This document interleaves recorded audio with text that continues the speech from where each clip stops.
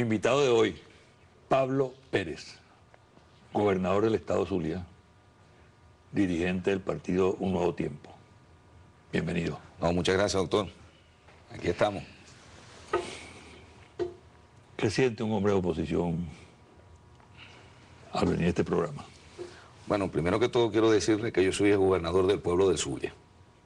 Soy un gobernador para todo mi pueblo. Los que votaron por mí no lo hicieron. Como el presidente Chávez es el presidente de todos los venezolanos. Aquí está el gobernador del Zulia frente a un programa de opinión que tiene una línea editorial y que yo creo que es importante dar esta demostración de que podemos conversar, intercambiar ideas, a pesar de no coincidir en alguna. La diferencia es muy importante, la discrepancia, sobre todo cuando se maneja políticamente y con altura. Yo creo que está en la condición humana discrepar. Y en ese sentido es muy importante que, independientemente, como tú lo decías, de las diferencias que existan, los venezolanos podamos dialogar, conversar, intercambiar puntos de vista, buscar soluciones para los problemas que son comunes, para los de la oposición y del gobierno. Sin embargo, es importante señalar que estamos realizando esta entrevista a pocos días de una fecha aniversaria, del 11 de abril del 2002. Hay dos maneras de asumir ese hecho: contaminando aún más la situación, extremando las tensiones, o bien analizándolas fríamente. Pablo Pérez, ¿qué posición tiene sobre lo que ocurrió hace 9 años? Mira, creo, doctor, hay varias cosas, ¿no? Creo que el análisis frío es muy importante. Usted en ese momento era ministro de la Defensa, en ese momento era secretario privado del gobernador Rosales. Y vimos en primer lugar un pueblo en la calle, ¿no? Yo creo que un pueblo en la calle ejerciendo sus derechos con una protesta pacífica. Considero que ahí nosotros es parte de nuestra democracia. Yo como gobernador del estado he recibido protestas.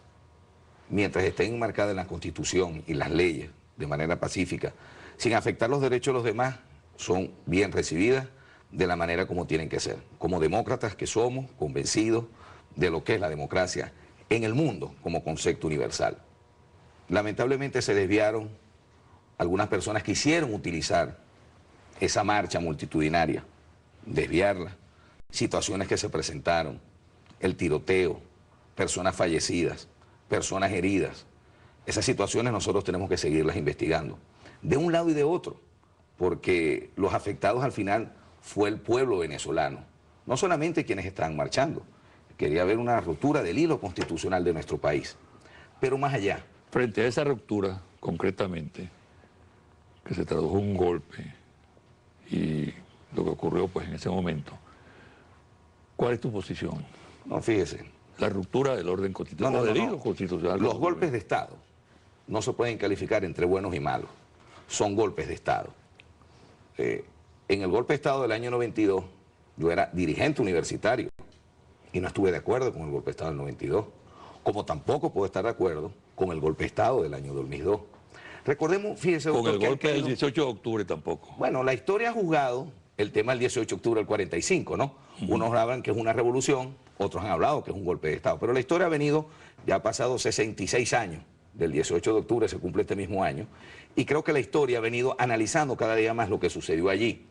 Pero fíjese algo, han caído en una discusión que, en mi modo de ver, como abogado que soy también, que una discusión que no me parece, ¿hubo renuncia o no hubo renuncia?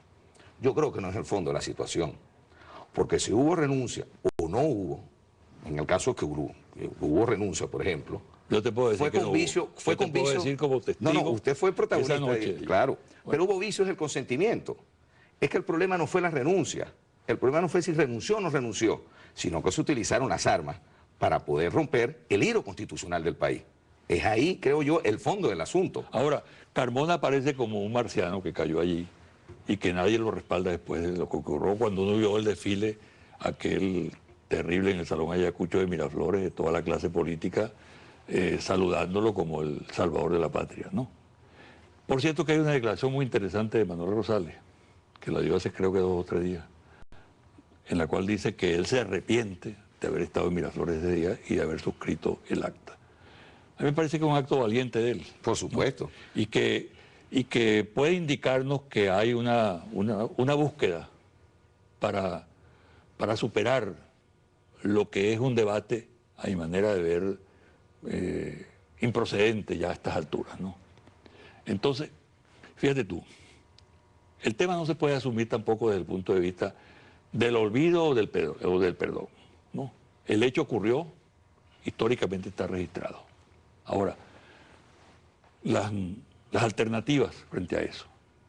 Por ejemplo, el reconocimiento por parte de todos en Venezuela de que hay que respetar el orden constitucional, esté quien esté en Miraflores. Eso es así. ¿No? Eso es así. En primer lugar, usted lo ha dicho y Manuel reconoció, quién más que él para responder la situación del decreto de Carmona. Pero hay algo importante, que la democracia y el orden constitucional del país tiene que estar por encima de cualquier interés. El presidente Chávez ha sido electo en procesos constitucionales. La voluntad popular lo ha tenido como presidente de la República, como la voluntad popular del pueblo zuliano me eligió a mí como gobernador y que eligió a los diferentes gobernadores, a los diferentes alcaldes que tenemos en el país. Y es que nosotros tenemos que trabajar, no solamente la clase política, yo creo que no podemos nosotros excluir al pueblo venezolano en un tema tan importante como es solidificar, tener cimientos cada día con más fuerza de lo que es el proceso democrático en nuestro país. Existen diferencias, existen observaciones del tema de las instituciones que rodean toda la vida en Venezuela, diferentes al Poder Ejecutivo Nacional, pero las salidas tienen que ser obligatoriamente democráticas. No puede haber salidas con tangentes distintas, tiene que ser en línea recta, en procesos electorales, donde el pueblo opine, donde el pueblo demuestre a quién quiere. Quiere a alguien como alcalde, como gobernador, como presidente, como diputados, como legisladores, como concejales, y el pueblo determinará con su misma voluntad a quién va a estar gobernando. Tú acabas de mencionar el dato electoral, es muy importante porque prácticamente el país ya entró en proceso electoral. Bueno, todos los años hemos tenido elecciones. Sí. De hecho, estamos avanzando en un proceso electoral. A mí me preocupa que empiezan a disparar contra el árbitro, contra el Consejo Nacional Electoral. Vi una declaración de un dirigente del grupo Súmate, descalificando al Consejo Nacional Electoral. Vi una declaración de un expresidente del Consejo Nacional Electoral, vicepresidente del Consejo Nacional Electoral, en la misma tónica. Y empieza ya a moverse una actitud de algunos sectores que realmente no creen en el proceso electoral, ¿no? Tú eres producto de una elección. Claro. ¿No? Y tu gobernación, tu condición de gobernador es tan respetable como la condición de presidente de la República de Chávez, ¿no? Pero casi siempre después de una elección aquí se levanta la bandera del fraude. Hay posibilidad de que ante una derrota un sector del país vuelva a invocar el fraude en Venezuela. Bueno, quiero hablarle dos cosas, ¿no? En el caso del Consejo Nacional Electoral, y lo digo muy responsablemente, creo que el Consejo Nacional Electoral, estoy convencido, no estoy convencido, que debe entregar el cronograma electoral. Es importante para darle tranquilidad al pueblo de cuándo es su proceso electoral para presidente de la República, para gobernadores y para alcaldes. Yo estoy de acuerdo contigo que debe entregarlo, pero el hecho de que se demore tampoco implica que va a haber fraude en el país. Tampoco nosotros podemos satanizar las instituciones. Yo he ido a 2 procesos electorales. Fui en el 2004 a la alcaldía de Maracaibo, no obtuve la mayoría de los votos y reconocí públicamente que no tenía la mayoría de los votos. Después fui en el año 2008 a otro proceso electoral y me enfrenté contra el mismo funcionario con quien adversé en el año 2004 y ganamos muy bien, una mayoría importante con el mismo Consejo Nacional Electoral. El mismo Consejo Nacional Electoral al cual nosotros ganamos, obtuvimos de 12 circuitos en el estado Zulia, 10 circuitos en los diputados de la Asamblea Nacional, donde logramos una buena mayoría en el estado y que por supuesto, claro está, nosotros no podemos ir a satanizar una institución, sino en la búsqueda de condiciones de igualdad y de equilibrio para todos, para ir a un proceso electoral. Y un proceso electoral importante, porque a veces nosotros empezamos a disparar y jugamos nosotros mismos a la abstención. La abstención no es beneficiosa para nadie.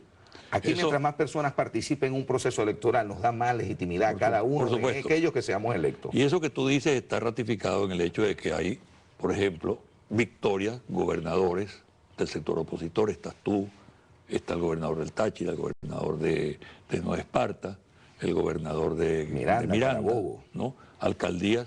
Y están las victorias del chavismo, que son, es decir, el órgano electoral ha demostrado que no se involucra bajo ningún respecto en actividades de fraude. Y por eso es importante expresarle ante el país la confianza al sistema electoral venezolano, que es uno de los más confiables de la Fíjese, uno puede tener observaciones con la ley electoral, observaciones. Eso es otra cosa. Una serie de situaciones allí. Puedo hablar con la experiencia que hemos tenido en el Zulia. Nosotros yo he tenido directamente una comunicación directa con la presidenta Tibisay Lucena, donde gracias a Dios no se presentaron hechos en el Zulia. Recuerdo en la situación de la Asamblea Nacional, se presentaron unos hechos violentos en San Francisco, auspiciados por el alcalde. Bueno, hablamos con ella, bajaron la situación de esas situaciones violentas que se presentaron. Pero si nosotros no presentamos una propuesta ante algo que no estemos de acuerdo, entonces nos crea a nosotros como una disyuntiva. Nosotros tenemos que comportarnos cada día con más seriedad. Si yo no estoy de acuerdo con, por ejemplo, que este bolígrafo esté aquí, yo le digo, mira doctor, este bolígrafo aquí no debe estar aquí, y le doy mis razones y mis argumentos, respetando por supuesto sus modos de ver las cosas y los modos que nosotros veamos las situaciones que estén. En el año 2007 salió Tibisay Lucena dando los números en los cuales el referéndum consultivo para la reforma constitucional había sido negado. Igualmente las gobernaciones que obtuvimos, asimismo los diputados a la Asamblea Nacional que también logramos uno, no se lograron otros. Pero a fin de cuentas, el proceso electoral venezolano tenemos que cada día perfeccionarlo más. Las máquinas no van a hacer trampa.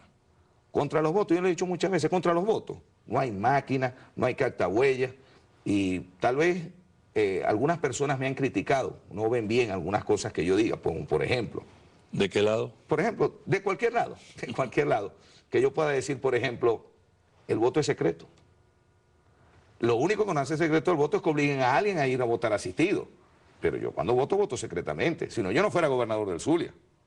O si no, no hubiéramos obtenido esa mayoría que obtuvimos en la Asamblea Nacional. Por citar ejemplos. Sí. O sea, yo creo que nosotros tenemos que comportarnos de manera, creo que una reunión con el Consejo Nacional Electoral es muy importante, hablar de los temas de las condiciones, hablar del tema del cronograma electoral, que creo que nos va a servir de mucho. Venezuela necesita que este proceso electoral del año 2012 sea basado en todo lo que es un proceso verdaderamente democrático, donde nos respetemos todos y donde no exista ningún tipo de hechos de violencia. Vamos a hacer una pausa y al regresar vamos a hablar un poco de la situación en el movimiento de la oposición, en la mesa de la unidad democrática, el tema del calendario, cuando la fecha que se va a escoger y las candidaturas que se barajan.